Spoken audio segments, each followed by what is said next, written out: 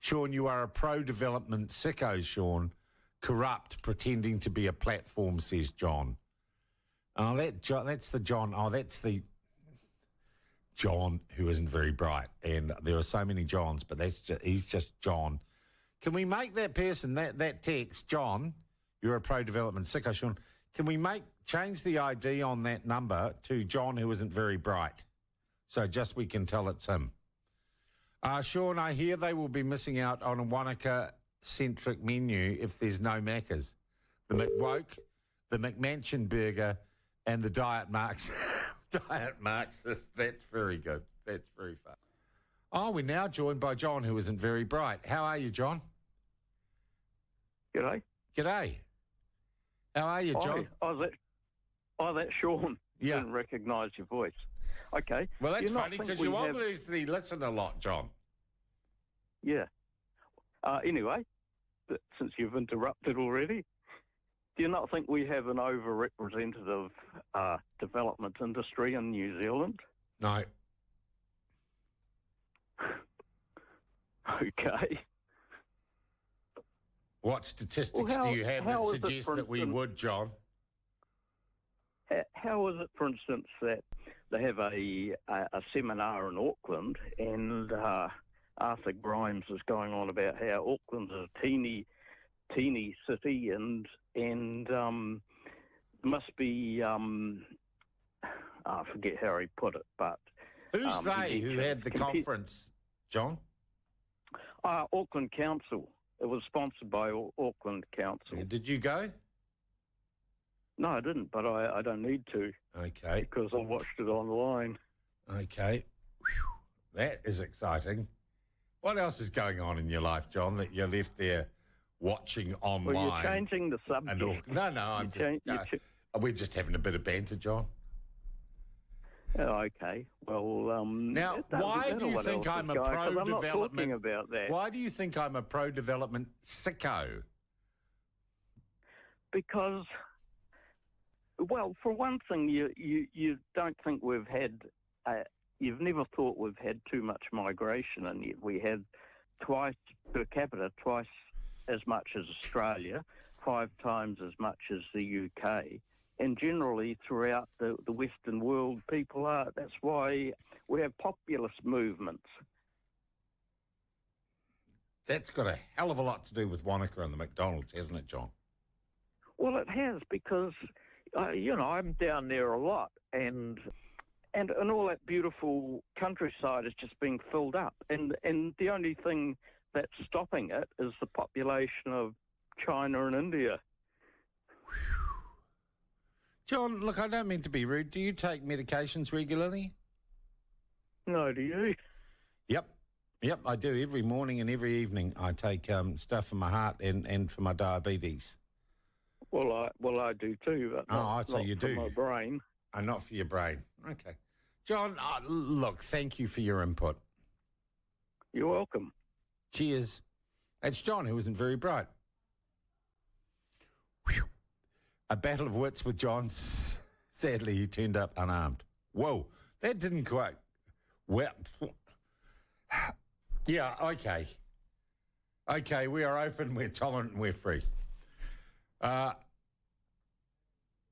I'm sorry, John, but I think your label should be extremely not very bright. At least he had a chat. Yeah, he did, and he didn't threaten physical violence against me. It turns out every conversation we have in Wellington is all about Auckland as well.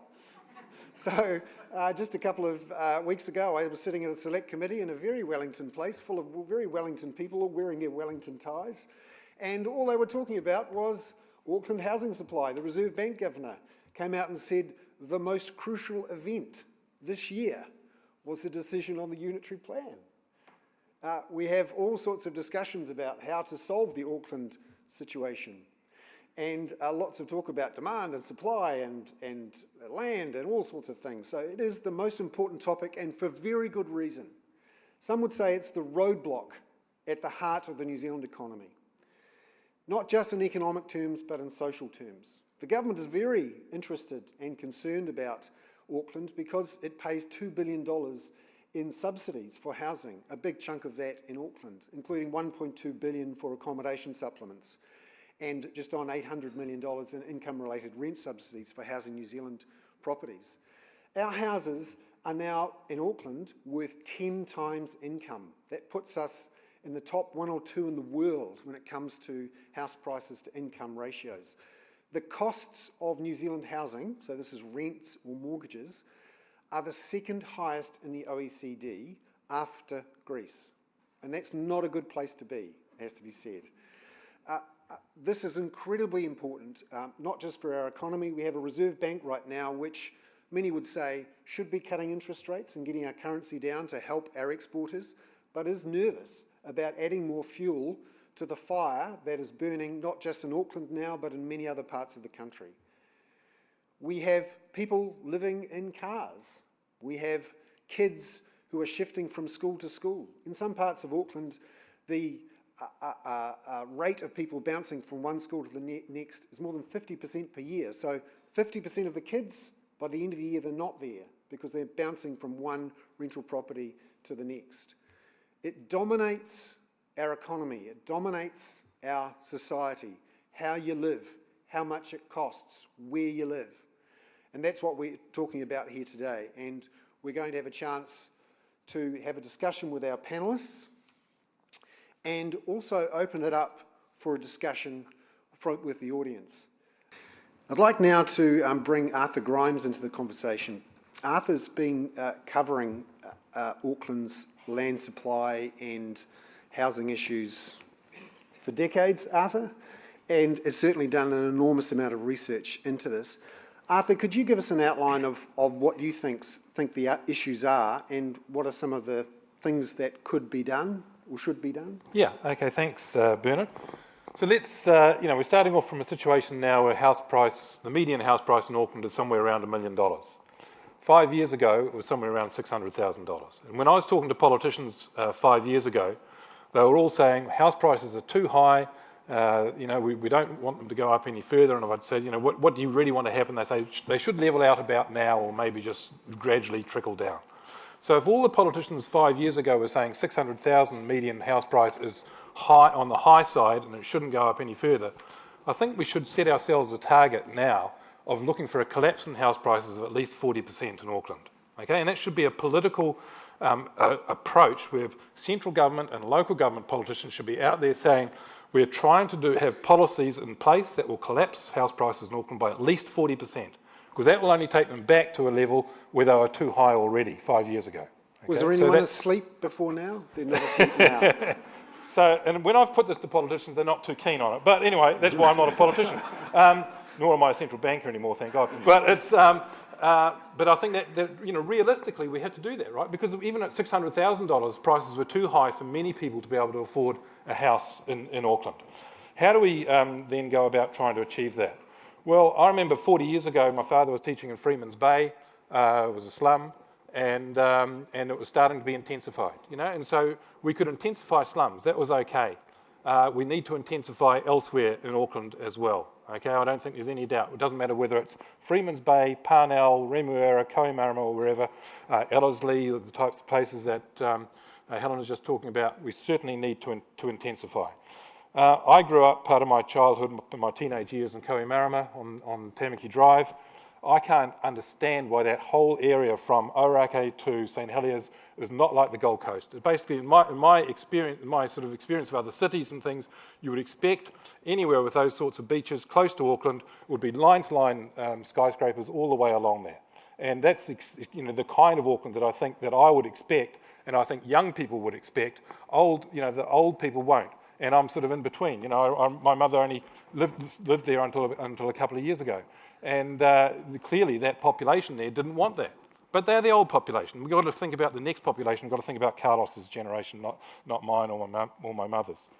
So when it comes down to it, the prices are essentially, I'm an economist, it's just a straight demand and supply equation. We've got extra demand in Auckland. Is that a bad thing? No, I think it's a fantastic thing. Auckland's a small city, right? It's the 5th largest city in Australasia.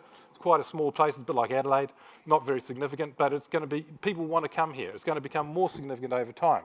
We may even be able to rival Perth one day. And, so we've got to think about, stop this idea that Auckland's large, okay? It's a very small sort of local place. Another question, perhaps down here. Yep. Thanks, Bernard. My name's David Hay. Arthur, when I was learning economics, I was told that price is always a function of supply and demand. Yep, absolutely. We have kind of skirted around the demand side of the problem tonight. And it seems to me there's demand from both population growth demand and investor demand. Yeah. And if we're going to create, and I agree with you, we need a property price collapse, and fairly sharp, fairly soon. Any thoughts on the demand side of creating that collapse? Yeah, the reason why, demand is increasing in Auckland because the population is increasing, basically. And that could be met by people owning their own houses. It could be met by people buying houses to rent out. Some people call those speculators. I think it's a pejorative term. But in the end, those people will only buy those houses to rent out if the population is increasing. Otherwise, there wouldn't be much of a reason to buy them, right? So the underlying thought is that, okay, Auckland's increasing in population. Why is Auckland increasing in population? Well, everyone here knows that Auckland's a fantastic city, right? It's a great place to live. That's where we sort of started this whole conversation. The Auckland Conversations is about Auckland, what a great place to live. Well, there's more than 1.4 million people that want to live in Auckland. There's a whole lot more people, and I think that's fantastic. We've got this tiny little country of 4.5 million people with this one small city called Auckland and the rest are towns. I mean, Auckland is a small city, and it's really when you come back from overseas and you come back to this small city, and you think, God, it's small, It's and yet the sort of parochialism of this place is extraordinary. It's a sort of small town in mentality. We still think, Aucklanders still think of it that they'd like it to be a country village, but it's actually a small city. 1.4 million is a small city. People want to live here, and why not have a big city in New Zealand? Why not at least have one medium-sized city, sort of 2 to 4 million people? That's still just medium-sized. There's probably 100 cities in China bigger than that, it's sort of...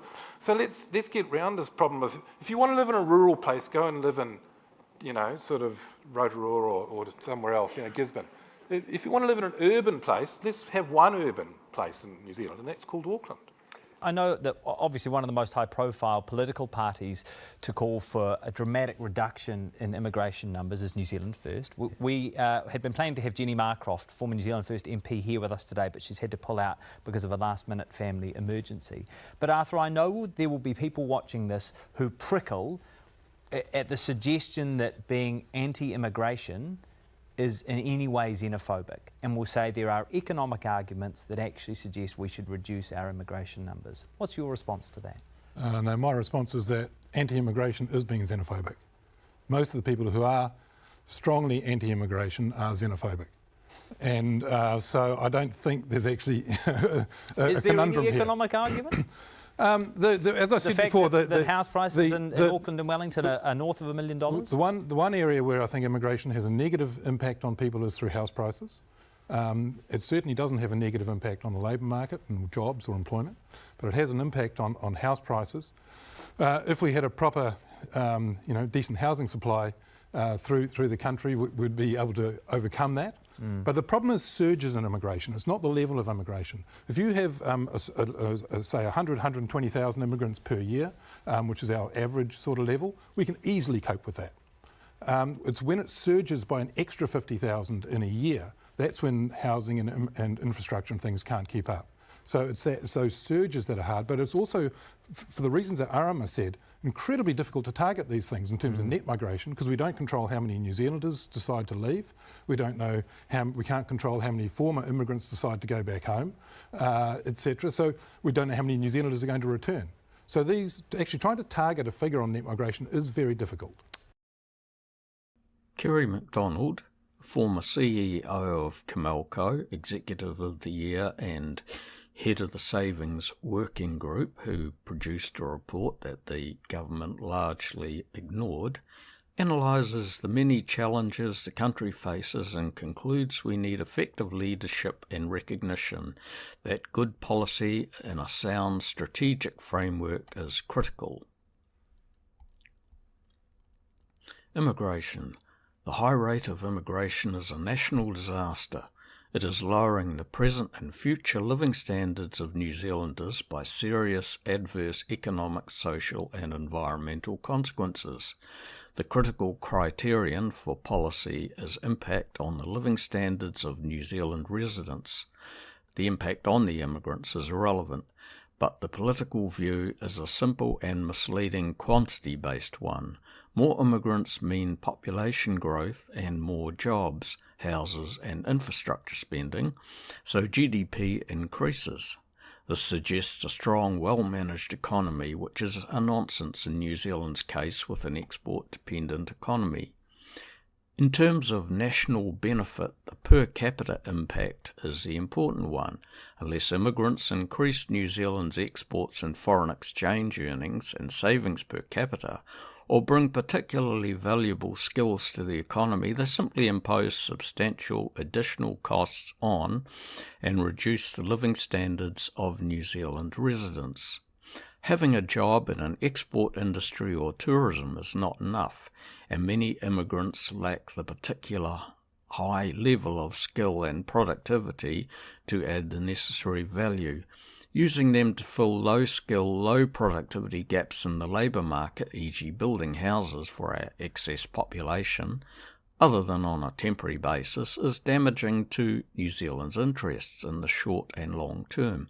So we scramble to build more houses and ignore the fundamental policy problems.